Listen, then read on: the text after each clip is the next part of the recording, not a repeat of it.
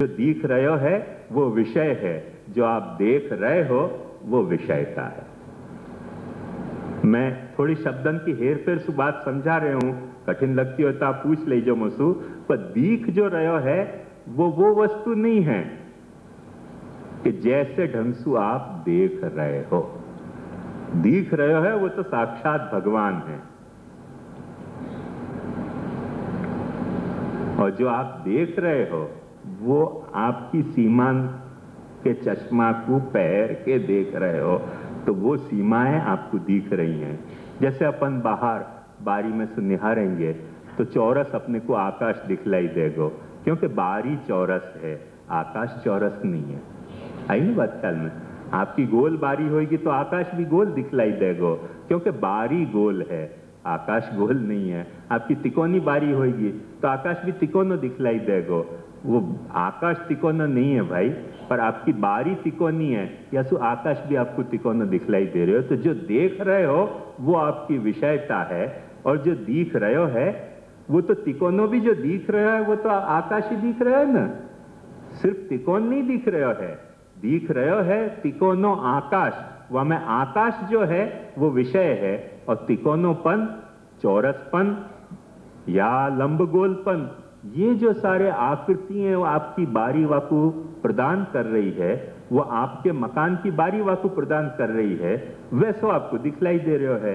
तो भाई वाको सीधो से उपाय एक है कि थोड़ो सो बारी के बाहर अपने गला को निकाल के और फिर आकाश को देखो, फिर थोड़ा दिखलाई दे जाएगा अच्छो, फिर अच्छा दिखलाई दे जाएगा। पर रूम में बैठे बैठे सोफा सेट पे ऐसो बैठ के देखोगे तो भाई चौरस जैसी बारी होगी, वैसा ही आकाश दिखलाई देगा, क्योंकि तब आप जो देख रहे हो वही आपको दिखलाई देगा। जब जो दिख रहे हो है वो सारा आकाश दिखलाई नहीं देगा। ये बात समझ जाओगे तो ये आंखों जो आज अपन विचार करने जा रहे हैं, विषयो भगवान, विषयता मायाजन्या। विषयता दिख रहे है वो साक्षात भगवान है, और जो आप देख रहे हो वहां में कुछ माया काम कर रही है। आपकी बुद्धि की, आपके मन की, आपके रुचि की, आपके आर्किटेक्चर ने आपके बारी की जो डिजाइन बना दी है, वो सब मायाएं आकाश के साथ इंटरेक्शन में आ रही हैं, और वह तरह से आकाश आपको दिख रहे है। इतनी सी सावधानी आप बरत लोगे तो ये काम, क्रोध, लोभ, मोह, मद, मात्सर्य जन जो सुख हैं वो क्यों तामस हैं, और विषय जन्य सुख जो है वो क्यों राजस है। बाबा ये बात तब समझ में आ सके, वरना समझ में नहीं आ सके।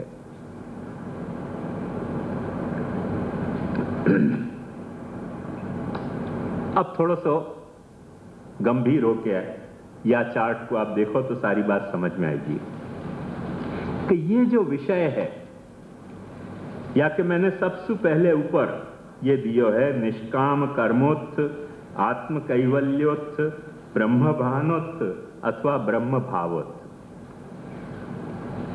मैं आपको फिर से कल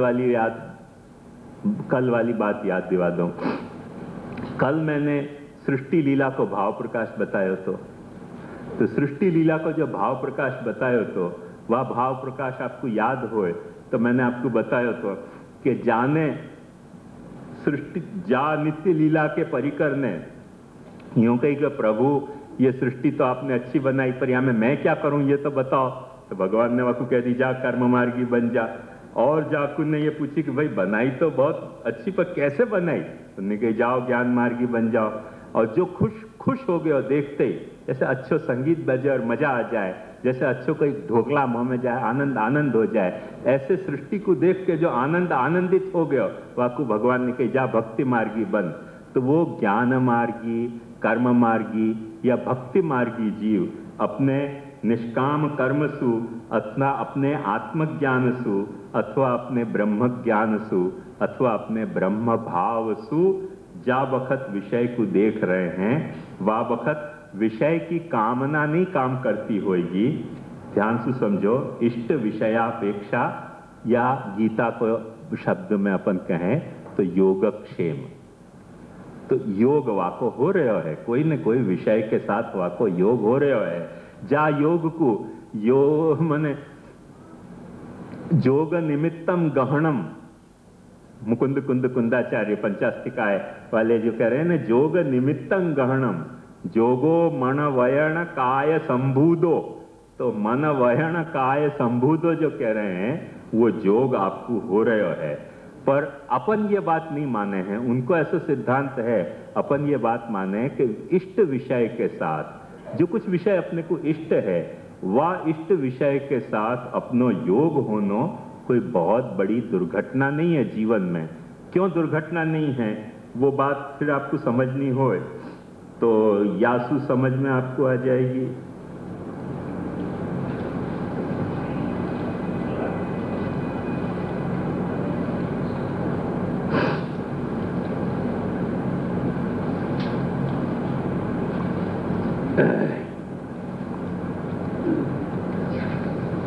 दोगे? अरे एक ला देना वो भाई।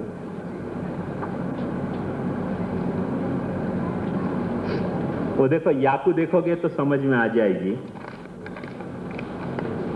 कि अपनी जो चेतना जन्मी है वो सारे सृष्टि में जो एक व्याप्त चेतना है, सूक्ष्म चेतना, वहां में से कोई अपनी चेतना थोड़ी बिंदु के रूप में प्रकट हो गई है। ये अपन कैसे समझें? एक सरल उदाहरण से या कुछ समझ सको कि कोई एक गिलास में बर्फ रख के देखो। जब बर्फ रख के देखोगे तो गिलास के बाहरी परत में भीतर रखे हुए बर्फ के बिंदु नहीं आएंगे, पर बाहर जो हवा में रहे भयो पानी है ना, ह्यूमिडिटी, वहां के बिंदु गिलास के बाहर परत पे आ जा रहे हैं। ये बात समझ में आई आपको अच्छी तरह से? तो वो बाहर जो है फैले भयो पानी हवा में वो तो पुरुष है, और गिलास पे जमे भयो जो पानी की बूंद है वो अपनी जीव चेतना है। वो देखो यहां है ये, और वो जीव चेतना कोई न कोई गिलास के परत पे ही जमी है करके देखो जड़ सृष्टि है, और वो जड़ सृष्टि काय में सु पैदा भई है? ये प्रकृति में सु। जाको सब गाली दे रहे हैं, अपन वहां को गाली नहीं दे रहे हैं। क्यों? कि ये सब विषय है, ये विषयो भगवान है, ये विषय है, ये विषय भगवान है, यहां में गाली देने की कोई बात नहीं है। और विषयानंद वो पीछे अपन जाएंगे। तो ये अपनी सिस्टम है। या सिस्टम में पुरुष के बाद आत्मानंद है। तो आत्मानंद को मतलब क्या? देखो ध्यान से समझो, सब लोगों को ये ऐसा लगे हो कि ये ओ हो क्या बना दिया, मुझे को भी डर लग गया हो, क्योंकि अपने पुष्टि मार्ग को कुछ भलो पूछनो। कोई ऐसे नहीं समझ ले कि यहाँ बीच में ठाकुर जी को पधरानो और यहाँ विषयानंद है करके मछली पधरा देनी, भजनानंद है वहां रसगुल्ला पधरा देनो, और देश कालातीत आनंद रूप अंतर्यामी है तो ढोकला यहाँ पधरा देने, देशिक कालिक सदन स्वरूप प्रकृति है तो पापड़ यहाँ पधरा देनो, और फिर जो है वो एक ब्रज को कमल को मनोरथ यहाँ कर लेनो। ऐसे कोई मत सोच लीजिए भाई, ये सब मैंने नहीं किया है मैंने तो ग्राफिकल इलस्ट्रेशन किया। पर भले पूछना, ये जो पॉपुलर हो जाए अभी आज की तारीख में, हो कहेंगे सब समझ में आ गया मनोरथ कैसे करना। बीच में देखो यहाँ ठाकुर जी पधराने, यहाँ रसगुल्ला, यहाँ गुलाब जामुन, यहाँ पेड़ा। क्यों पेड़ा क्यों कड़क है? क्योंकि जड़ प्रकृति कड़क है ना, ऐसे पेड़ा कड़क है तो यहाँ पधरा देने। आनंद जो है भजनानंद बड़ा तरल है तो रसगुल्ला और गुलाब जामुन यहाँ पधरा देने, ऐसे कोई कह देगा। बीच में ठाकुर जी पधरा देने ऐसी सब कथा भाई मैं नहीं समझा रही हूँ। और ब्रज कमल को मनोरथ कर देना, ऐसे ब्रह्मांड कमल को मनोरथ ये ब्रह्मांड कमल के मनोरथ की कथा मैंने नहीं करी है, मैं कोई गंभीर कथा करना चाह रही हूँ। ये तो बड़ी क्षुद्र कथा है ब्रह्मांड कमल के मनोरथ की। महाप्रभु जी को दर्शन इतना चीप नहीं है कि ब्रह्मांड कमल को मनोरथ अपन करें। ध्यान से समझो। तो ये जो है वो 3 सर्कल हैं, 1 सर्कल, 2 सर्कल और 3 सर्कल। वो 3 सर्कल जो हैं, ये तीनों सर्कल में से एक सर्कल है पुरुष को सर्कल। पुरुष को सर्कल एग्जैक्ट वही ढंग से कि जो चेतना समग्र ब्रह्मांड में व्याप्त है। ये देखो आपके और मेरे बीच में जो ये स्पेस दिख रहा है, यहाँ में भी वो चेतना मौजूद है। ऐसे मत समझिए कि वो चेतना यहाँ नहीं है, अपन ही चेतन है। और ये बीच में जो ये डिस्टेंस है, यहाँ में वो चेतना नहीं है, ऐसे मत समझिए। वो चेतना यदि यहाँ नहीं हो तो ना आप चेतन हो सको न मैं चेतन हो सकूं। तो तो जो पुरुष चेतना है वो तो या तरह से व्याप्त चेतना है सब जगह। एग्जैक्ट वही तरह से जैसे हवा में व्याप्त ह्यूमिडिटी है, हवा में व्याप्त ह्यूमिडिटी है करके बर्फ के रखे भय गिलास के बाहरी परत पे वो आके जम के बिंदु बन जा रही है। ऐसे हवा में व्याप्त ये सारे ब्रह्मांड में व्याप्त एक पुरुष चेतना है। वो पुरुष चेतना जो है करके वाके कारण व्यक्ति जीव अपन आप में सब पैदा हो रहे हैं। कहाँ पैदा हो रहे हैं? कोई न कोई जड़ सृष्टि पे। जड़ सृष्टि माने गिलास के परत की बाहरी परत जैसी सृष्टि। वो गिलास कहाँ से पैदा भयो? तो वो एक तीसरो दूसरो सर्कल है ये प्रकृति को, ये प्रकृति को सर्कल है। माने ये बाहरी जगत में सिर्फ चेतना ही फैली भई है सूक्ष्मतया, ऐसे नहीं। जड़ वस्तु बन सके वाकी सूक्ष्म अवस्था भी ये सारे ब्रह्मांड में फैली भई है। जो जड़ सूक्ष्म रूप से है वो स्थूल बन जाए तो वो अपने को दिखलाई दे है, अनुभव में आवे। जो स्थूल नहीं बने हैं वो सूक्ष्म रूप से फैले भयो है। अभी कुछ गए साल की बात है, बड़ी मजेदार बात। कोई वैष्णव के घर हमारी पधरावनी पई तो उनने कही कि ऐसा महाराज अपना पुष्टि मार्ग तो बड़ा साइंटिफिक है। भाई मैं साइंस तो पढ़े नहीं तो कैसे बताऊं है कि नहीं साइंटिफिक? बोले बहुत साइंटिफिक है। मैं कि कैसे आप बताओ? तो बोले जन्मदिन के दिन अपने यहाँ हल्दी की जो लाइन करे हैं भोजन पे, ये बहुत साइंटिफिक प्रिंसिपल है। मैं कि वहां में क्या साइंस है यार? बोले वो हल्दी जो है वो वहां में एंटी बैक्टीरिया की प्रॉपर्टी है और हल्दी की लाइन वो भोजन के थाली पे अपने यहाँ जन्मदिन के दिन शादी ब्याह में ठाकुर जी के यहाँ भी हल्दी की लाइन करी जाए तो वो करने से बैक्टीरिया वहां में नहीं आवे। अरे मैंने की अक्कल मारी गई। वहां के सामने तो नहीं बोले, मन में दुखी हो गया मैंने कि बैक्टीरिया कोई कीड़ा थोड़ी है कि जमीन पे सु रेंग के तुम्हारे खाने के पदार्थ में जाएगा। बैक्टीरिया तो हवा में सु आ जाएगा। तो हल्दी की लाइन नीचे करिए तो वो थोड़ी कोई में कोई एंटी एयरक्राफ्ट गन के तरह हल्दी के दाना छोड़ती रहेगी कि जब बैक्टीरिया आकाश में से दो चार डिचुम डिचुम कर दे और बैक्टीरिया खत्म हो जाए। यार क्या तुम कह रहे हो? उनके ऐसे तो लगे नहीं। तो उनके बड़े भाई और मौजूद थे। उनके नहीं हम तो डॉक्टरी पढ़े हैं और हमारे को ये प्रयोग करके बताया जाता कि एक पात्र को बंद करो, पूरा स्टरलाइज करो और खोल के और बंद करो, इतने में बैक्टीरिया घुस जाए। तो मैंने कि जब इतने में बैक्टीरिया घुस जाए तो हल्दी की लाइन से बैक्टीरिया कैसे मान जाएगा कि भाई ये पुष्टि मार्ग की महाप्रभु जी की श्री गोपी जन की कहानी सु ब्रज भक्तन की कहानी सु बैक्टीरिया आप यहाँ में मत घुसियो। तो यार पुरुषोत्तम जो है वो कहानी मानेगो, बैक्टीरिया थोड़ी कहानी मानेगो। ऐसे ऐसे साइंटिस्ट पैदा हो गए पुष्टि मार्ग में, बहुत साइंटिफिक है। तो मैंने और तो क्या, मेरे गुस्सा थोड़ा आ गया। तो मैंने कि तुम ऐसे तो नहीं कह दोगे कल कि चश्मा जो है ये भी जो है नाक की डंडी जो है बड़ी साइंटिफिक है, क्योंकि चश्मा पहराने के लिए भगवान ने पहले से ही प्रोवाइड कर रखी है कि कभी न कभी तो आदमी चश्मा पहरेगा, टीवी देख देख के आंखें खराब होंगी और ज्यादा दिन टीवी देख देख के आंख खराब होंगी। वादी से नाक की डंडी नहीं होगी तो चश्मा पहरेगा कहाँ करके पहले से ही नाक की डंडी बता दी। तो नाक की डंडी भी बड़ी साइंटिफिक है। बोले नहीं कुछ तो होएगा वहां में भी साइंस। मैंने कि यार मैं तेरी गाय छोड़ मोटू, कहाँ फंस गए अपन। हर जगह साइंस खोज निकाले, कहाँ पहुंचना ऐसे आदमी को? न साइंस जाने, न धर्म जाने, न बुद्धि भगवान की दी भई है। भैंसन के अवतार सब पुष्टि मार्ग में न जाने क्यों आ गए, ये समझ नहीं पड़ा। तो कुछ महात्म्य है भैंसन को भी, ये सब चली आ रही हैं पीछे पीछे, एक के पीछे दूसरी भैंसें चली आ रही हैं पुष्टि मार्ग में। तो एक अलग महात्म्य। तो ये बात ऐसे कुछ मत समझ लीजिए कि यहाँ कोई मैंने ब्रह्मांड कमल के मनोरथ की चर्चा है। बहुत शुद्ध चर्चा है यहाँ, ऐसी कोई अशुद्ध चर्चा है ही नहीं। यहाँ जो है वो ये ब्रह्मांड में व्याप्त है। एक बात ध्यान समझो, जैसे हवा व्याप्त है, कभी सूरज की उगती किरणन में देखोगे तो अपने या में भी उल्टी उड़ती भई धूल की कणें भी दिखाई देंगी।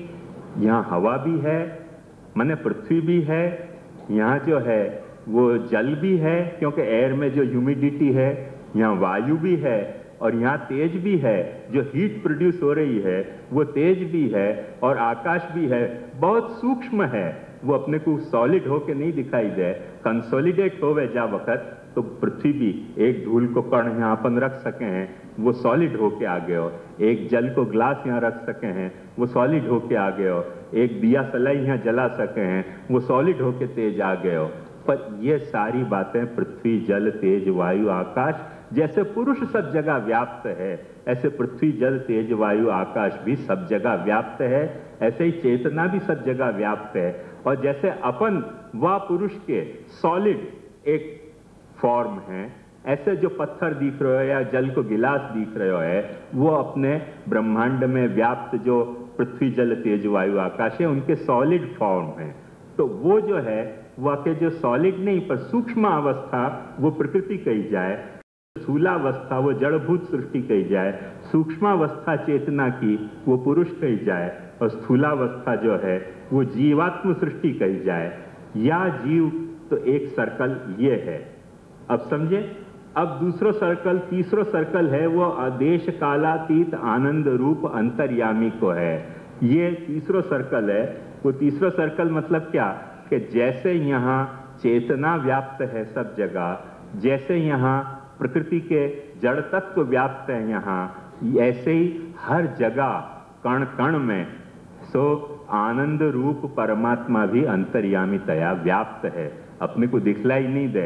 एक बात ध्यान से समझो कि यदि परमात्मा सब जगह व्याप्त न होए, कोई एक ठिकाने ही घिरो भयो होए, तो मतलब क्या कि या तो परमात्मा को अपन टेलीफोन करें तो अपनी प्रार्थना सुनेगो, तो आपको नंबर कहां से लाना, कौन सा नंबर, 00 क्यों, आगे क्या करना, कौन सा नंबर डालना कि जहां से सीधो अपना हॉटलाइन कांटेक्ट हो सके परमात्मा से।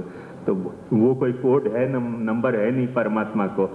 तो वो परमात्मा सब जगह व्याप्त है करके गांव में 10 मस्जिद हों तो नमाज पढ़ी जा सके, गांव में 10 मंदिर हों तो दर्शन किए जा सके, गांव में 10 चर्च हों तो 10 चर्च में 10 चर्च में परमात्मा अवेलेबल है। तो एक परमात्मा दौड़ दौड़ के थक जाएगो, जैसे कथा व्यास जो है बेचारे थक जाएं दौड़ दौड़ के, आज या शहर में, कल वह शहर में, परसों वह शहर में, कोई डायबिटीज और हो जाए कथा करते करते। वह को कारण क्या, क्योंकि व्यास एक है, कथा बहुत जगह है, ऐसे परमात्मा एक है और ऐसे चर्च और मंदिर और मस्जिद बहुत हैं, ऐसे सब जगह को दौड़ना नहीं पड़े। क्यों नहीं दौड़ना पड़े, वह को मूल कारण कि वो सब जगह व्याप्त है, सब जगह व्याप्त है। सिर्फ अपन को वाकु कंसोलिडेट करने की जरूरत है अपने ज्ञान सु, अपने कर्म सु, अपने भाव सु। जैसे अपन वहाँ बर्फ के गिलास, मने कोई चांदी के या स्टील के गिलास में अपन जो है वो बर्फ को टुकड़ा धरें, कोई एक प्रयत्न ऐसा करें तो वह प्रयत्न के कारण हवा में रहो भयो जो ह्यूमिडिटी है वो गिलास के परत में बिंदु के तरह उभर के आ सके। ऐसे अपने कर्म, ज्ञान, भक्ति के प्रयत्न सु जो भी कुछ संप्रदाय के जो भी स्वरूप हुए कर्म, ज्ञान, भक्ति के, उन प्रयत्न सु परमात्मा वहां वाकु रिस्पॉन्स दे सके है, या तरह सु परमात्मा सर्वत्र व्याप्त है। ये सिद्धांत ध्यान से समझो। करके चर्च में भी अवेलेबल है, मस्जिद में भी अवेलेबल है, और ऐसो सिनेगॉग में भी अवेलेबल है, गुरुद्वारा में भी अवेलेबल है, मंदिर में भी अवेलेबल है। और तुम कर नहीं रहे हो प्रयत्न, करके तुम्हारे को घर में परमात्मा नहीं लग रहे हो। बाकी महाप्रभु जी कह रहे हैं कि घर में सेवा करो तो तुम्हारे घर में अवेलेबल है। तुम खोटी भ्रमणा में जी रहे हो कि मंदिर में ही ठाकुर जी अवेलेबल है, ऐसी बात नहीं है। तुम्हारे घर में ठाकुर जी है ही, प्रयत्न करोगे तो प्रकट होएगो, प्रयत्न नहीं करोगे तो सब जगह अवेलेबल तो है ही। पर प्रयत्न करो, जैसे गिलास में बर्फ को टुकड़ा धर दो तो गिलास की दीवार की परत पे पानी की बिंदु आ जाएगी। ऐसे तुम्हारे बर्फ, तुम्हारे हृदय में कोई भाव रख दो, कोई ज्ञान रख दो, जो भगवत प्राकट्योचित क्रियाएं हैं वो करो, प्रभु वहां प्रकट है तुम्हारे घर में। वो प्रभु कोई या तरह से महाराजन की मोनोपोली नहीं है, हवेली की, भूतली पुरुषोत्तमन की कोई मोनोपोली नहीं है। प्रभु तो सबको है, सर्वत्र विद्यमान है। ये तो ऊँटा अपने को पढ़ा दिए, क्योंकि कोई के कापड़ को धंधा है, कोई को जूता को धंधा है, कोई को शाक भाजी को धंधा है, कोई को बटाटा को धंधा है, ऐसे हम लोगन को पुरुषोत्तम को धंधा है। तब धंधा खोल लियो है पुरुषोत्तम को करके हम ये बतावें कि तुम्हारे यहाँ अवेलेबल नहीं है, तुम्हारे यहाँ उगाओगे तो भी नहीं उगेगो। अरे ये और कथा है पाची। तुम उगाओ ना तो भी तुम्हारे यहाँ बटाटा नहीं उगेगा, हमारे यहाँ ही उगे भाई बटाटा बटाटा है। कैसे हो गया यार, बटाटा मट्टी में उग रहे हो है, आलू तुम्हारे यहाँ उग रहे हो तो हमारे यहाँ क्यों नहीं उगेगा? नहीं नहीं, तुम्हारे यहाँ उगे तो बटाटा नहीं हो जाएगा, वो कुछ पटाटा हो जाएगा, वो गुरु भाव हो जाएगा, पुरुषोत्तम नहीं होएगा। क्योंकि पुरुषोत्तम को धंधा की मोनोपोली ऊपर से लेके आए, वो सृष्टि के आदिकाल में। वो जो मैंने कल बताई ना आपको लीला, कि उनने पूछी कि आपने सृष्टि पैदा करी तो अकेले तुम ही क्यों पुरुषोत्तम यार, हमको भी पुरुषोत्तम बनने दो। जब तुमने एको हम बहुश्याम सोचे ही है तो अकेले तुम क्यों पुरुषोत्तम, हमको भी पुरुषोत्तम बनने दो। तो भगवान ने कही कि जाओ तुम पृथ्वी पर जाके सब गुसाइए बन जाओ, वल्लभ कुली। पुरुषोत्तम बन जाओ, सृष्टि पैदा करो, वो सृष्टि पैदा करो तुम अपनी, और फिर वह सृष्टि की छीना झपटी करो। वो एक बड़ी मजेदार कथा है, ये भी समझो कैसी कथा है। एक सृष्टि पैदा करी भाई, वह सृष्टि में उनने मोनोपोली रखी द्विभुज ठाकुर जी की। क्यों द्विभुज ठाकुर जी? क्योंकि मूल रूप तो कृष्ण व्रज में तो द्विभुज हते, चतुर्भुज नहीं हते।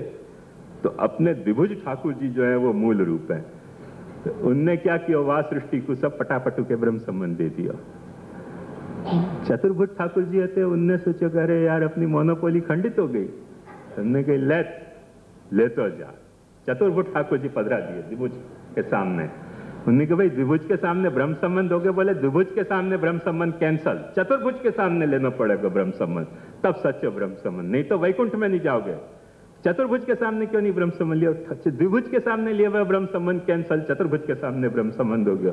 तीसरे ने देखा अच्छा ये चतुर्भुज का ही चक्कर है, उन्होंने कहा ले तो तेरे चतुर्भुज के सामने मेरा चतुर्भुज, आ जा आओ मैदान में। ये सब पुरुषोत्तम की लीलाएं हो।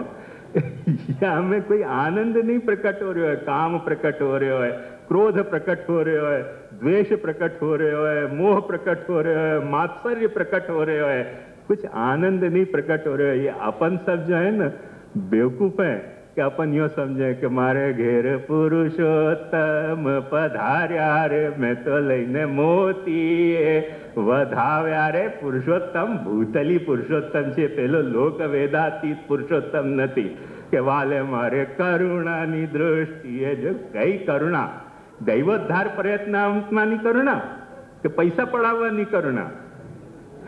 વાલે મારે કરુણાની દૃષ્ટિએ જોયું કે બાઈ મારે એ વર્ષું મન મોયું, અરે લોચા થશે મોહિત થઈ જશે તો આવી રહેશે।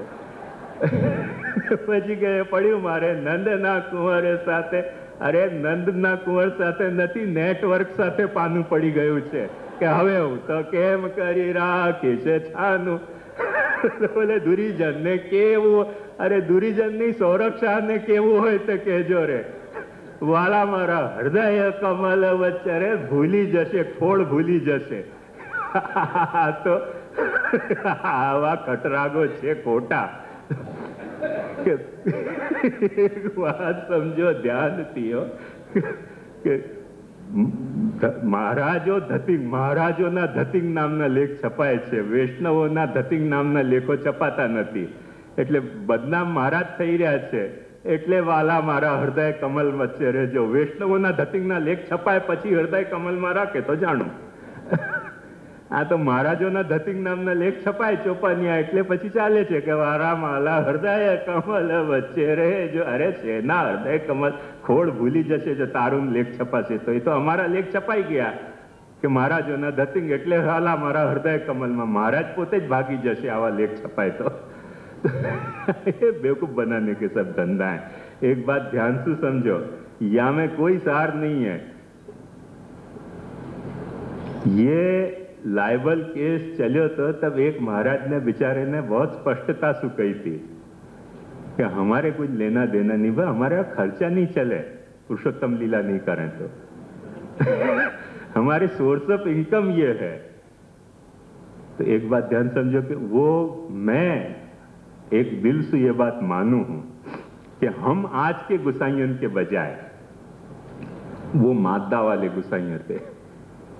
या अर्थ में अनीति हती, अधर्म तो या में दो मत नहीं, अनीति अधर्म थी या में दो मत नहीं, पर कम से कम अभजन नहीं हतो, अभजन नहीं हतो। आज जो वाह वक्त जो निंदा हो गई अनीति अधर्म की, सो अनीति अधर्म तो बंद भयो नहीं, और अभजन और शुरू हो गया।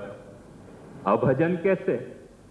कि जो ढंग महाप्रभु जी ने भजन को बतायो, वो ढंग सु अपन भजन नहीं कर रहे हैं।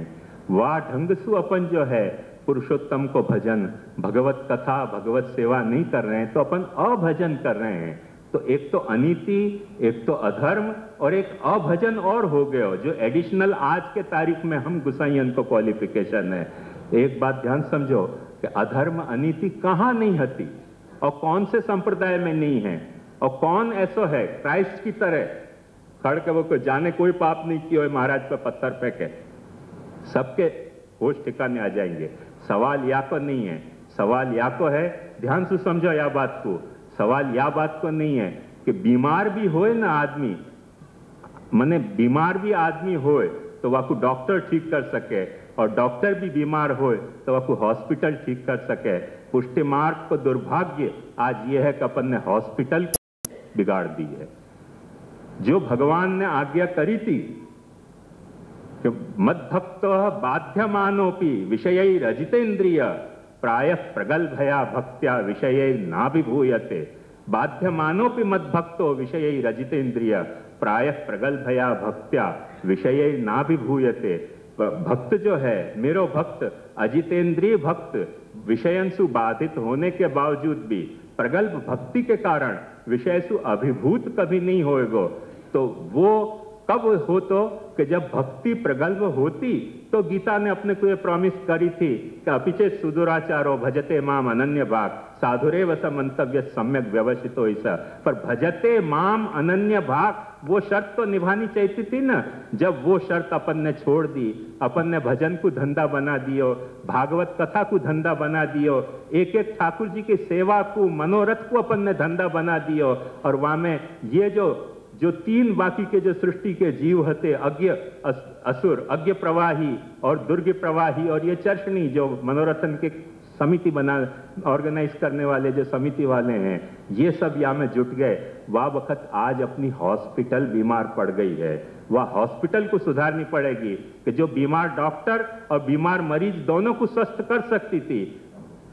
काम निंदा या बात की ज्यादा कर रहे हो है, क्योंकि गांव को नुकसान यासु ज्यादा हो रहे है। मेरो दिल या बात में ज्यादा दुख है कि जो अपनी हॉस्पिटल हती, वो यदि अपन ने बिगाड़ दी तो अपन ठीक कैसे होंगे? बीमार पड़ गए तो हम, डॉक्टर बीमार पड़ गए तो कौन हमको ठीक करेगो? तुम मरीज बीमार पड़ गए तो तुमको कौन ठीक करेगो? यदि हॉस्पिटल खुद बीमार हो गई तो अपन ने ये भागवत कथा और भगवत सेवा को धंधा की रूप देके अपनी हॉस्पिटल को बीमार करी है, करके काम, क्रोध, लोभ, मोह, मत्सर की निम्न स्तर की पे अपन आज ये सेवा को एक दूसरे के साथ कंपटीशन में करने लग गए। ये बात अपन ने कभी सोची नहीं। लोग निंदा या की कर रहे हैं, पर मैं समझ रहा हूं कि वो सिम्टम है, डिजीज नहीं है। डिजीज ये है कि अपन ने अपनो भगवत कथा और भगवत सेवा के प्रकार को एकदम सदंतर बिल्कुल डिमोलिश कर दियो है। तो या डिमोलिशन के बाद अपन सर्वाइव कैसे करेंगे? बीमार पड़ गए तो ठीक कैसे होंगे जब अपनी हॉस्पिटल बीमार हो गई? तो ये अभजन जो है, ये हॉस्पिटल को मिसमैनेजमेंट है। और ये जो अनीति और अधर्म है तो वो ठीक है, सब लोग वाकई निंदा करें वो ठीक बात है, क्योंकि जाकू जो कुछ है वही तो रोएगो, वो एक अलग कथा है। पर ये अभजन वासु ज्यादा गंभीर कथा है कि जहां में कभी ठीक होने की चांसेस नहीं है। ये एड के जैसा रोग है। ये बात को समझो कि एक वक्त तुमको हो गया तो मरे छूट का है तुम्हारो, जीने के अब तुमको कोई होप नहीं है। बाकी तो बहुत सारे रोग सुधारे जा सके हैं। बीमार हो जाए आदमी तो स्वस्थ भी हो सके है, पर शर्त वाकी क्या है कि चिकित्सा, निदान, चिकित्सा बराबर होए तो बीमार भी स्वस्थ हो सके है। अपन ने अपने चिकित्सा और अपने निदान की जो प्रणाली हती वह को ध्वस्त कर दी है। कभी शांत चित्त सु अपन महाप्रभु जी को उत्सव मना रहे हैं। वह महाप्रभु जी को उत्सव मनाते वक्त यह बात को सोचो कि अपना महाप्रभु जी कौन से आनंद लेने की बात अपने को कह रहे हो है, कौन से परमानंद लेने की बात कह रहे हो है। ये भक्ति, ये भागवत कथा और ये भगवत सेवा के धंधा की, भवाड़ा के आनंद लेने की महाप्रभु जी ने बात कही? कभी नहीं कही, कभी कह नहीं सके। अपना आचार्य इतना निम्न स्तर को आचार्य नहीं है, बहुत ऊंचा आचार्य है और बहुत ऊंची बात कही है। अपन मूर्ख हैं कि अपन अपने आचार्य की वाणी समझ नहीं पा रहे हैं। अपन ने वल्लभ को छोड़ दियो, वल्लभ कुल को पकड़ लियो। वल्लभ को छोड़ के वल्लभ कुल को पकड़ने में तुम दोनों जो है वो अंधेरे खड्डा में पड़ने जा रहे हो। यह बात को महाप्रभु जी के उत्सव के तहत समझो कि जब वल्लभ को पकड़ोगे तब तुम बचोगे, नहीं तो सब हृदय कमल में से सब निकल जाएंगे वल्लभ। कोई टिकने वाला नहीं है यहाँ, कोई में टिकने को मादा नहीं है। वाला मारा हृदय कमल वच्चे शू हृदय कमल ज नेटवर्क में फसाई जશે ने वेचाई जશે ક્યાંય। ये बात ध्यान से समझो। तो अपन ने दगा दियो है अपने आचार्य चरण को। यदि अपने आचार्य चरण के प्रति अपने को वफादारी निभानी है तो दृढ़ संकल्प अपने को ऐसा करना चाहिए कि अपन या धंधा की भवाड़ा के साथ कोऑपरेट नहीं करेंगे, नहीं करेंगे, नहीं करेंगे। तब अपन महाप्रभु जी को उत्सव सच्चा मना रहे हैं। और जब अपन यहाँ में मना रहे हैं या तरह के धंधा की कथा और धंधा की भगवत सेवा के साथ अपन जब कोऑपरेट कर रहे हैं, अपन महाप्रभु जी के उत्सव मनाने लायक नहीं है। मुद्दई तो इश्करा नालायकी, नाकार उत्पादई ना आशिकी। न तो को आशिकी क्या है ये पता नहीं है और तो को इश्क क्या है ये पता नहीं है। तू वासना को आशिकी समझ रहे हो है, तू वासना के भुक्खड़पने को आशिक समझ रहे हो है। वासना को भुक्खड़पन आशिकी नहीं है। मुद्दई तो इश्करा नालायकी, तो नालायक है इश्क करने के लिए।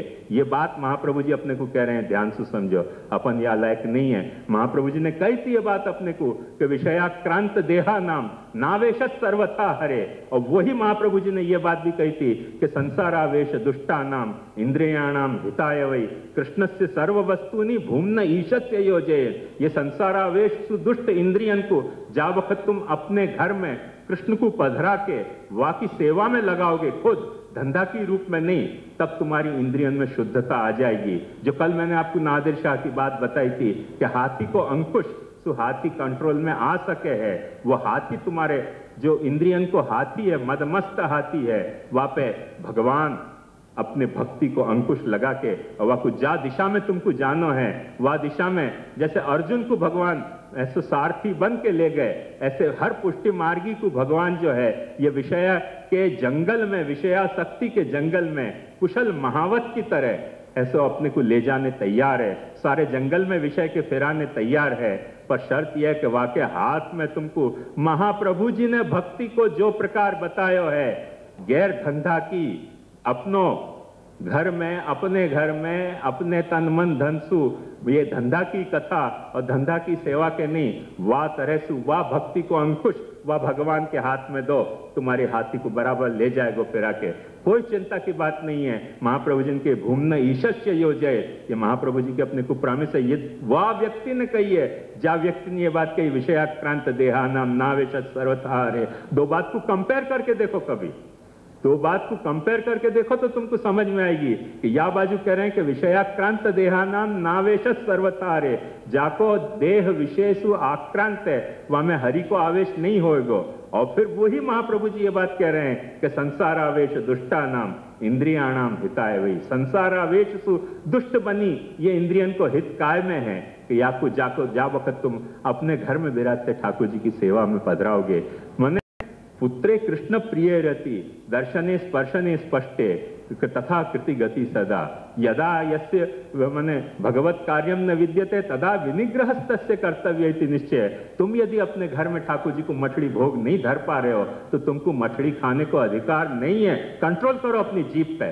कौन सी वासना बढ़ा रखी है तुमने मछली चाटने की? कंट्रोल पे लाओ आपको जीभ को। तुम जब नहीं बना के ठाकुर जी को भोग धर पा रहे हो, मत खाओ मछली। तो तुमको चटोकड़ी लगी है मछली की, करके तुमको मंदिर चलाने हैं दुकानदारी के, करके तुमको जैसो पैसा देना है मंदिर को भोग धरने के लिए, और तुम धूर्त की तरह बेवकूफ बना रहे हो ठाकुर जी को। कैसे ठाकुर जी को ये मछली भोग धर रहे हैं, हमारे तो भाव है और हम भाव से प्रसाद ले रहे हैं। प्रसाद नहीं ले रहे हो तुम, मछली चाट रहे हो, मोहनथाल चाटना चाह रहे हो और तुमको बेवकूफ बनाए जा रहे हो। दोनों एक दूसरे को म्यूचुअली में बेवकूफ बना रहे हैं कि हाँ ये तो ठाकुर जी के लिए, ठाकुर जी के लिए। ठाकुर जी आरोग जाए तो पता चले कि ठाकुर जी के लिए। तुम आपस में चाटने के लिए मछली एक दूसरे को बेवकूफ बना रहे हो। एक को कोई दूसरा रिस्पेक्टेबल जॉब नहीं है, धंधा नहीं है, करके भगवान को धंधा चला रहे हो। दूसरे को ग्राहकी माफक आ गई है तैयार माल खरीदने की। सिर्फ यही हमें है, या के अलावा हमें और कोई रहस्य नहीं है। बिल्कुल नंगो रहस्य समझ लो। चाहे जो कुछ हो, या रहस्य को समझ लो, आज नहीं कल नहीं परसों समझ लो। जब समझ लोगे वह दिन तुम्हारा उत्सव महाप्रभु जी को मन गया। जा दिन नहीं समझे वह तक 50 वक्त कूक के मर जाऊं ना मैं यहाँ, तब तक भी महाप्रभु जी को उत्सव नहीं मन रहे हो। मैं तो अपने कर्तव्य बोध से उत्सव मना रहे हूं, पर तुम्हारे हृदय में आनंद परमानंद वही दिन जन्मेगो जा दिन महाप्रभु जी के उपदेश दिशा के अनुसार तुम भगवत भक्ति करोगे। वह दिन भगवान की जिम्मेदारी तुम्हारे सामने रखी भई है। अपिचेत सुदुराचारो भजते माम अनन्य भाग साधुरेव समन्तव्य सम्यक व्यवस्थितो हि स क्षिप्रम भवति धर्मात्मा शाश्वत शांतिम निगच्छति कौन्तेय प्रतिजानी ही नमे भक्त प्रणश्यति। ये बात भगवान ने कही है, ध्यान समझो। भगवान की प्रॉमिस है, महाप्रभु जी की प्रॉमिस है, श्री गोसाई जी की प्रॉमिस है, सब भगवदीयन की यह बात की अनुभव है, पर अपन समझना नहीं चाह रहे हैं क्योंकि अपन विषय को नहीं एंजॉय कर रहे हैं, विषयानंद नहीं ले रहे हैं, अपन विषयता को आनंद ले रहे हैं। वो विषयता जो है वो अपन यहां से समझें तो अपने को समझ में आएगा कि ये जो भक्ति के जो कर्म ज्ञान भक्ति में विषय जो भी कुछ है वह को इष्ट विषय की अपेक्षा जो भी इष्ट विषय है, मान जो विषय तुमको नुकसान नहीं पहुंचा सके है, ऐसे कोई विषय के साथ तुम्हारा योग है तो है, वहां में घबराने की कोई बात नहीं है। क्यों कि तुम्हारी विषयता से तुम वाकू पोल्यूट नहीं कर रहे हो, तो इष्ट विषय के योग में कोई घबराने की बात नहीं है। हर इष्ट विषय को योग भगवत योग है, क्योंकि विषयो भगवान। हर अनिष्ट विषय को वारण जो है वो विषय जो तुम्हारे को इष्ट नहीं है वह को तुम वारण कर रहे हो, वहां में कोई बुरी बात नहीं है। भगवान ने गीता में क्या बात कही, ध्यान से समझो। भगवान ने गीता में यही बात समझाई है कि अनिष्ट विषय को वारण में कोई पाप नहीं है, पर अनिष्ट विषय के प्रति क्रोध रखना पाप है, अनिष्ट विषय को काम करना पाप है, अनिष्ट विषय को लोभ करना पाप है। तो ये देखो, काम क्रोध लोभ मोह मद मात्सर ये जो अपने भीतर रहे गए दुर्गुण हैं, इनको एक जाको अपन क्या ना आर्बिट्ररी रूप माने न अच्छो न बुरो, एक आर्बिट्ररी रूप है इनको। वो है इष्ट विषयापेक्षा, अनिष्ट विषय वारण, इष्ट विषय संग्रह। जो तुम्हारे को हितकारी विषय है वह को तुमने इकट्ठा कियो, वह में कोई दोष नहीं है, पर वह को जब तुम लोभ में कन्वर्ट करोगे तब दोष हो जाएगा। संग्रह में दोष नहीं है, लोभ में दोष है।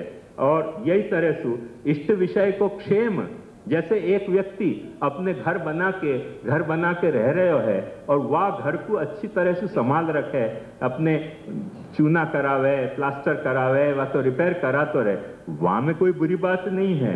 बुरी बात कहाँ आ जाए है कि जा वक्त वह घर में वो मोह पालने लग जाए है, तब बुरी बात आ जाए।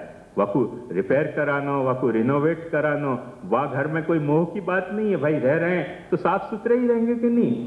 और यही तरह से लब्धेष्ट को भोग, महाप्रभु जी ने स्पष्ट आज्ञा करी है, प्राप्तम सेवेत निर्मम।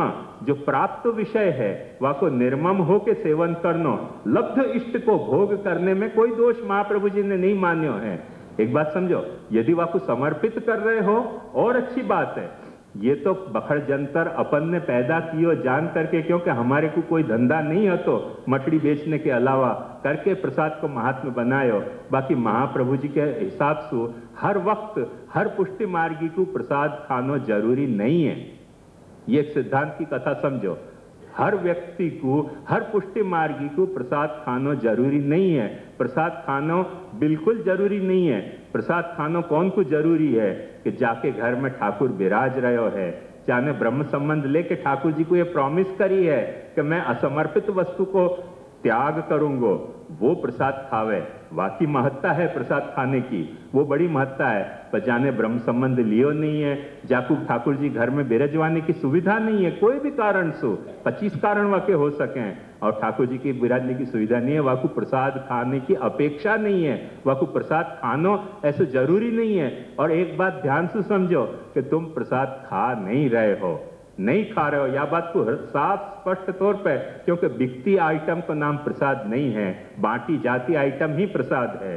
बिकती आइटम जो है वो तो मठड़ी है, रेस्टोरेंट नहीं चल रही है और मंदिर के नाम पे चल रही है। इंग्लैंड में भी बहुत 56 भोग भाई तो उनने हवेली रेस्टोरेंट खोली है, क्योंकि उनको समझ में आ गया कि यार ये हवेली में सब चीज चल रही है। और यहाँ भी बंबई में भी कहीं 56 भोग एक रेस्टोरेंट है। तो क्योंकि अपन श्रीनाथ जी को जो है वो एयर इंडिया के मेनू वो आवे ना मेनू, वहां पे श्रीनाथ जी को अन्नकूट को चित्र छाप्यो तो एयर इंडिया ने, क्योंकि उनको पता है कि ये सब चटोकड़ लोग हैं, ये सब चटोकड़ लोग हैं और ये चटोकड़ लोगन को यही जाहिरात से मजा आवे, जीभ में लार टपके करके वो सब ये सब कर रहे हैं उपद्रव। और वो बात तरह से ओपनली कर रहे हैं, कोई लोग हवेली के मने पर्दा में कर रहे हैं। बात एक ही है कि या बाजू करो कि वाह बाजू करो, वहां में कोई फर्क नहीं पड़ रहा है। जो धंधा है वो तो साफ धंधा है, चाहे वह को रेस्टोरेंट के नाम से बेचो, चाहे हवेली के नाम से बेचो, चाहे हवेली को नाम रेस्टोरेंट कर दो तो भी कोई गुनाह की बात नहीं है। ऐसे कोई है कि ऐसे रेस्टोरेंट कर दो कि फलाने महाराज की रेस्टोरेंट और ऐसे श्री 1108 वरुण पुरुषोत्तम रेस्टोरेंट, ऐसी एक रेस्टोरेंट खोल दो, कोई नुकसान की बात नहीं है। अथवा कोई रेस्टोरेंट का नाम श्री अमुकनी हवेली, श्री तमुकनी हवेली ऐसे कर दो, वो सब में कुछ फर्क नहीं पड़ रहा। एक ही एक कथा है, जब तक तुम बेच रहे हो तब तक तुम धंधा ही चला रहे हो, ये बात साफ समझो। तो वो प्रसाद खानो जरूरी नहीं है, प्रसाद तो वाकई लिए जरूरी है कि जाने ठाकुर जी को समर्पण कियो है अपनो, जाने समर्पण नहीं किया वह को प्रसाद की अपेक्षा ही नहीं है। और ऐसे ही अलब्ध इष्ट की निरपेक्षता जो अपने को नहीं मिलियो है, माने आयातम आयांतम अपेक्षणीयम गतंच गच्छन्त उपेक्षणीयम अलम वृथा खेदन मोदनाभ्याम यदस्मदीयम नहीं तत्परेशाम। जो आ रहे हो वाकु स्वीकारो, जो नहीं आ रहे हो वाकु भूल जाओ। या तरह की निरपेक्ष वृत्ति से जा वक्त अपन विषय को भोग कर रहे हैं तो वो विषय को भोग महाप्रभु जी के अनुसार कभी भी, और महाप्रभु जी की बात क्यों करनी, शुद्ध भागवत के हिसाब से समझ लो कि वो राजस वृत्ति है, तामस वृत्ति नहीं है। तामस कब हो रही है कि वह विषय में जा वक्त तुम अपनी विषयता जोड़ रहे हो। विषयता जोड़ने का मतलब कि इष्ट विषय की अपेक्षा को जा वक्त तुम काम में डीजनरेट कर रहे हो। इष्ट अनिष्ट विषय के वारण को वारण करनो एक अलग कथा है। जैसे एक बात समझो कि अपने घर में सांप घुस गयो, अपन को डर लग रहा हो कि सांप खा जाएगा, सांप को अपन ने निकाल दियो बाहर, अनिष्ट विषय को वारण है। पर जरूरी नहीं है कि जा सांप को बाहर निकाल रहे हैं आपको मारना ही चाहिए सोचे समझे बिना, तो वो जहरीलो है कि नहीं है। अपन ने क्या कियो, घर में सांप घुसे मतलब मारो मारो मारो कर दी। ये जो है वो अनिष्ट के वारण को डीजनरेट करनो भयो क्रोध में। भाई इतना क्रोधित क्यों हो रहे हो, इतने क्रोधित मत हो। अनिष्ट जो विषय है वहां को वारण करो, वहां में कोई राजस भाव है वो ध्यान से समझो। बहुत बड़ी बात नहीं, ऊंची बात नहीं है, सात्विक बात नहीं है, वो कोई निर्गुण बात नहीं है। एट द सेम टाइम वो तामस नहीं है, ये हकीकत अपने को समझनी पड़ेगी। क्योंकि भगवान ने जो विषय को रूप लियो है वो विषयो भगवान है, और वामेसु जो भी कुछ तुमको थोड़ा बहुत जो आनंद मिलेगा वो विषयानंद हो सके है जो अलावेबल है, परमिसेबल है, नॉन परमिसेबल नहीं है। वो विषयानंद परमिसेबल है, पर वो विषयानंद परमिसेबल नहीं है। वो विषयानंद विषय आनंद ही नहीं रह जाए है, विषय सुख रह जाए है, और कंडू यनेन करयो रिव दुख दुखम हो जाए है कि अपन कुचरनो शुरू करें और खुजलाना शुरू करें, खुजलाते खुजलाते आती जाए, खुजली आती जाए, अंत में कोई एक मीठी सी मजा आती रहे खुजलाने में, पर अंत में जाके वो छिल जाए और खून निकले और पक जाए, घाव हो जाए, और कंडू यने न करे और वह दुख दुखम। तो वो जो दुख है वो विषय को जो है वो तामस वृत्ति सु कियो भयो भोग है, वो कंडू यने न करे और वह दुख दुखम है। तो यह बात को ध्यान समझो कि यही तरह से इष्ट विषय को संग्रह एक चीज है और इष्ट विषय को लोभ दूसरी चीज है। अपने यहाँ गुसाई जी की कितनी अच्छी वार्ता है कि सारी जाहो जलाली के साथ गंगा स्नान करने आप पधारे, और वो सन्यासी ने गुसाई जी को देख के ये कही कि ये कोई धर्माचार्य है, इतनी जाहो जलाली में जी रहे हैं। गुसाई जी ने अपनी सारी जाहो जलाली सोना चांदी की सब वह वक्त तीर्थ दान के रूप में दे दी, और फिर एक ने जाके वह सन्यासी को कही कि यार तेरे तुम्बा तो दे दान में। उन्होंने कही तुम्बा तो दे, फिर कोई नहीं हमको दे तो भिक्षा में तुम्बा, फिर दूसरा तुम्बा कहां से लानो। तो देखो संग्रह एक चीज है, संग्रह तो तुम्बा को भी संग्रह ही है, और संग्रह तो सोना चांदी के बर्तन को संग्रह भी संग्रह ही है, पर सोना चांदी के बर्तन में भी लोभ नहीं करनो और तुम्बा को भी लोभ करनो अलग बात हो गई।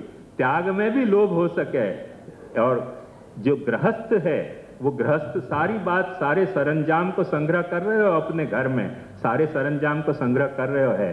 पर कबीर कैसे कहे कि जस की तस रख दीनी चदरिया, झीनी रे झीनी चदरिया, जस की तस रख दीनी, जैसी राम ने दी ऐसी याकू चदरिया को रख दी। तो रखी चदरिया ओढ़ी, या में कोई गुनाह नहीं है, वो संग्रह तो चदरिया को, पर जब दी ऐसे ही रख दी, जैसे जस की तस्वा में कोई दाग नहीं लगे हो, कोई धब्बा नहीं लगे हो, जैसी ओढ़ी ऐसी ओढ़ी, जब रख दी तब रख दी।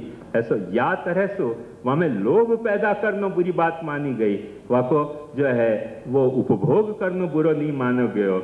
यही तरह से जो इष्ट विषय को क्षेम है वो कभी बुरा अपने यहाँ नहीं मान्यो गयो। शास्त्र पढ़ के देख लो, वेदादि शास्त्र, अपने धर्म शास्त्र, इष्ट विषय को क्षेम, जो तुमको इष्ट विषय है वह की सुरक्षा रखनी।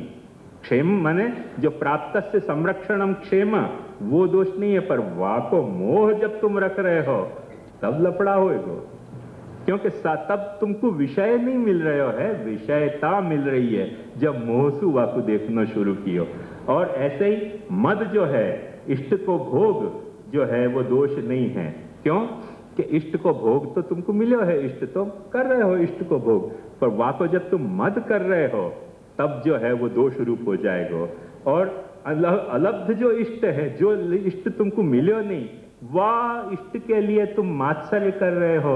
वो जो कल मैंने बात बताई कि पड़ोसी को बाप मर गए और वाके शोक सभा में बैठने गए और वहां सब मिनिस्टर आ रहे थे मिलने, तो याकू रोनो आ गयो। भाई तुम क्यों रो रहे हो? उन्होंने कहा यार हम भी कुछ तरह से तुम कुछ संबंध है वाको। उन्होंने कहा संबंध कुछ नहीं है, पर हम भी वहां से कुछ संबंध होते तो मिनिस्टर यहाँ के हमको भी थोड़ा सांत्वना देते। या बात को रोनो, मर गए पड़ोसी वाको रोनो नहीं, या बात को रोनो कि काश हम भी वासु रिलेटेड होते तो दो चार मिनिस्टर हैं जो याकू सांत्वना देने आए हमको भी सांत्वना देते। ये मात्सर्य वृत्ति है, ये अलब्ध इष्ट की सुनिरपेक्षता की वृत्ति नहीं है, पर जाकू इष्ट लब्ध हो गया है वहां में अपने को जेलसी पैदा हो रही है कि तुम्हारे यहाँ चतुर्भुज, तो ले तेरी हमारे यहाँ भी चतुर्भुज सामने है। ये मात्सर्य है, ये अलब्ध इष्ट की जो है वो निरपेक्षता की वृत्ति नहीं है। तो दो बात को भेद करके स्पष्ट समझो कि अपने जो इष्ट मिल गयो है, तुम्हारो कोई ठाकुर तुमको इष्ट स्वरूप तरीके मिलो है, इष्ट निधि तरीके मिलो है, बाकी तुम भजन करो, बाकी तुम सेवा करो, वहां में कोई वो बात नहीं है। पर दूसरे को मिलो है बाकी जब तुमने मात्सर्य शुरू कियो कि ले त्यारे ले नहले पे दहला, तब तुम्हारे में मात्सर्य वृत्ति पनप रही है, तब तुमको विषय आनंद नहीं मिल रहे हो है, पर विषय मात्सर्य मिल रहे हो है। विषय मात्सर्य विषयता है, विषय को अलब्ध इष्ट की निरपेक्षता कोई विषयता नहीं है। ये बात ध्यान समझो। तो एक तो ये बात है, साथ ही साथ या में एक और ध्यान से देने लायक बात है कि जैसे विषय को तामस विषय के भोग सु अपने को काम क्रोध लोभ मोह मद मात्सर्य हुए हैं, जब अपनी विषयता से अपन वह को पोल्यूट कर रहे हैं, ऐसे कई बार ऐसी भी सिचुएशन हुए हैं कि अपन कहने को यूं कहें कि हमारे को कोई काम नहीं है, पर काम क्यों नहीं है? क्योंकि विषय मिलो नहीं। क्रोध क्यों नहीं है? क्योंकि मिल जाता तो अभी मार के टुकड़ा टुकड़ा कर देते, पर मिले ही नहीं हाथ में तो कैसे मारे? तो क्रोध तो अपने आप शांत हो जाएगा, दिखे ही नहीं। तो तुमको पता होगी शायद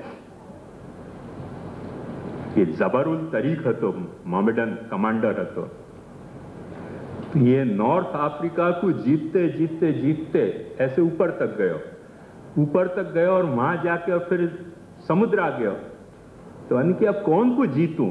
समुद्र आ गया, जमीन तो रही नहीं। यहाँ बगदाद से चले तो जीतते जीतते सबको मारते काटते, और पूरा नॉर्थ अफ्रीका पट्टी जीत के ऊपर जाके जब समुद्र आ गया तब रोयो। वो रोयो करके जिब्राल्टर कहवायो। वो जिब्राल्टर अफ्रीका और यूरोप के बीच में एक टापू है, वह टापू पे जबरुल तरीक नाम को एक मोहम्मदन कमांडर रोयो कि अब मैं कहाँ जाऊं लड़वे। यार इतनी क्या लड़ने की ख्वाहिश है? समुद्र आ गया तो तुमको रोनो आ रहे हो कि अब कौन के साथ लड़ूं? तो ये जो है अनुपलब्धि के कारण फिर अपन को रोना आ गया कि अब कहां जाएं लड़ने, तो चलो फिर घर भेगे हो जाओ। ये जो अपन की निष्क्रोधता है, ये जो अपनी निर्लोभता है, वो हिंदी में कहे ना कि नहीं मिली नारी तो बाबा ब्रह्मचारी। तो मिली नहीं करके ब्रह्मचारी, वो एक ब्रह्मचर्य अलग है, और मिलती हो तब ब्रह्मचर्य, वो एक ब्रह्मचर्य अलग है। नहीं मिली, अब कोई पसंद ही नहीं करे अपने को, अपन कहीं हाथ चलाए में कोई गुस्सा हो जाए तो ब्रह्मचर्य पालना ही पड़ेगा ना। वो एक कथा है, ब्रह्मचर्य की एक अलग कथा है। और कोई पसंद करती हो तुमको कि नहीं हम नहीं देखें, वो एक कथा अलग कथा है। तो ब्रह्मचर्य के 50 प्रकार हो सके, निष्कामता के 50 प्रकार हो सके, निष्क्रोधता के, निर्लोभता के, निर्मोहता के, निर्मात्सर्य के, ये जो इंसु पैदा हो रहे हो अनुपलब्धि सु के असामर्थ्य सु, भाई ખ્યાવાની મઠડીની ઈચ્છા તો પ્રસાદ લેવાની બહુ છે, પણ ડોક્ટરે ડાયાબિટીસનું કહી દીધું છે, કેવી રીતે મઠડીનું પ્રસાદ લેવું? મનમાં બહુ કણકો પ્રસાદ આપી દો. હવે કેમ કણકો? ડાયાબિટીસ જો દૂર થઈ જાય તો પાછો કણકાના ઠેકાણે મણકો આવી જશે. ડાયાબિટીસ થઈ ગઈ પછી પ્રસાદનો ભાવ ક્યાં ગયો યાર? પછી ખા ને પ્રસાદ. जो प्रसाद को महात्म्य बढ़ा रखो है कि प्रसाद तो लेवा वगर रहवाय केम, डायाबिटीस थाय पछी पण लेवा वगर रहवाय केम, तो साचू मानो. त्यारे तो पछी कणको प्रसाद आपी दो, बस थई गयो, पती गयो. केम के डॉक्टर ने वार्निंग दे दी कि जरा भी मीठो खाएगो और शुगर बढ़ गई तो सीधे हॉस्पिटल में डायलिसिस पे जाना पड़ेगा. भले हवे कणको प्रसाद, हवे शू करिए, प्रभुनी इच्छा एवी थई गई, કણકાથી સંતોષ માણી લઈએ છે. તો પહેલા કેમ મણકાથી સંતોષ માનતો તો ખુલાસો કર ને.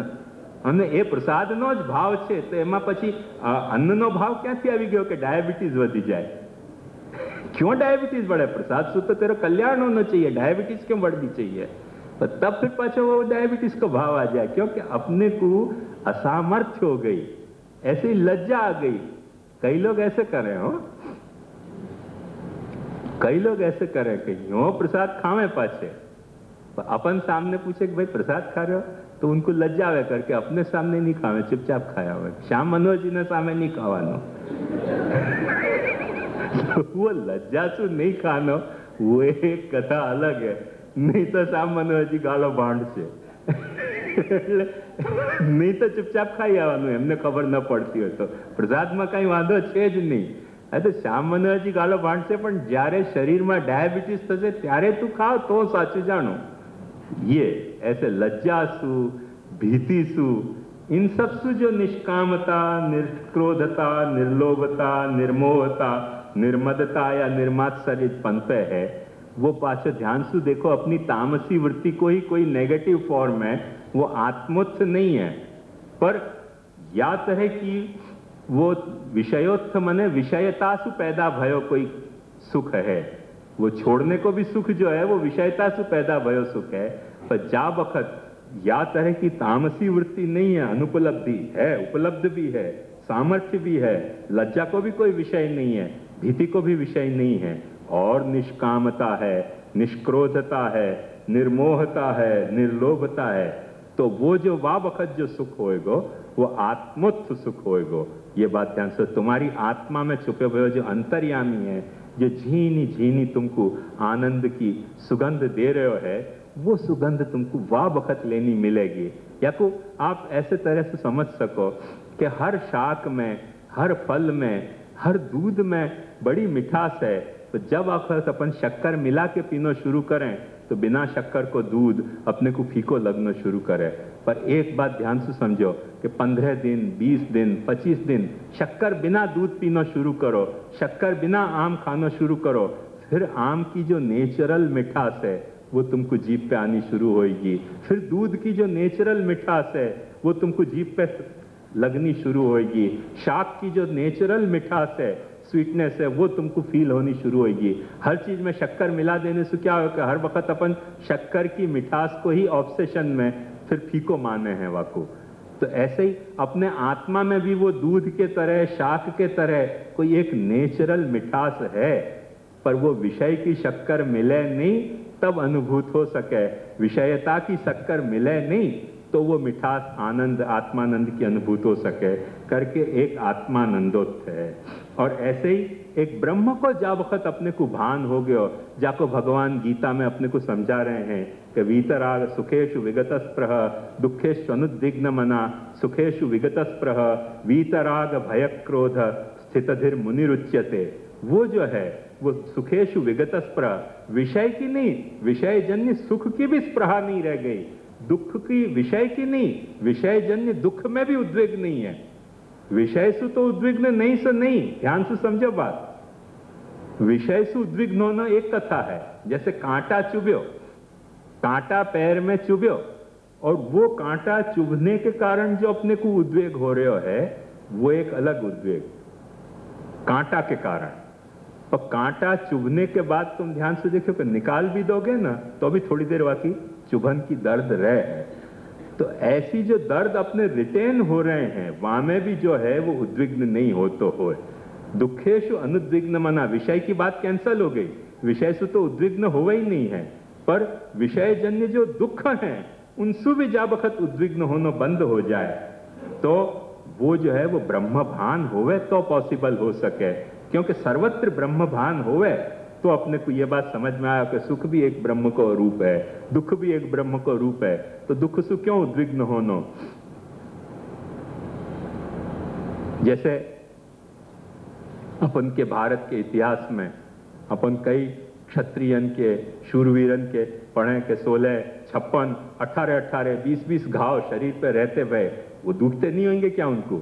अरे भाई हाड़ मांस को शरीर है, दुखते होंगे, पर अपन उद्विग्न हो जाएं। इंजेक्शन लगे तो अपन आंख मीच लें और ले लें इंजेक्शन के, दे दे। अपन देख के नहीं ले सके इंजेक्शन, सुई चुभने में अपन इतने उद्विग्न हो जाएं। और वो 16, 50 घाव भी शरीर पे लेके लड़ते रहते थे। दुखेशु अनुद्विग्न मना, वो कोई इतनी बहुत ऊंची स्थिति नहीं है, अनुभव अभी भी आ सके अपने को। ऐसे बहुत सारे अपने को अनुभव मिले ही हैं जीवन में भी, पर वो संकलित होके नहीं मिले करके वो ब्रह्म भान होए तो अपने को संकलित तया ये स्थिति प्राप्त होवे। ऐसे ही वीत राग, राग में वाकु कोई तरह की आवश्यकता नहीं रह गई, स्थित धी। और वीत भय, वीत भय मतलब मद को अपोजिट। ये देखो, ये जब एक दूसरे से कॉरेस्पॉन्ड कर रहे हो, काम कॉरेस्पॉन्डिंग सुखेशु विगत स्पृह, क्रोध कॉरेस्पॉन्डिंग दुखेशु अनुद्विग्न मना, लोभ कॉरेस्पॉन्डिंग वीत राग, मोह कॉरेस्पॉन्डिंग स्थितधि, मद कॉरेस्पॉन्डिंग वीत भय और मात्सर्य कॉरेस्पॉन्डिंग वीत क्रोध। क्रोध ही नहीं है तो मात्सर्य कहां से आएगा? जेलेसी अपने को कौन से आवे? जहां पे अपने को क्रोध आते हो और क्रोध को अपन वहां एक्शन नहीं ले सकते हो तो फिर अपन मत्सर करने लग जाए। जब अपन अपने क्रोध को एक्शन ले सकें तो मत्सर का सवाल ही नहीं है।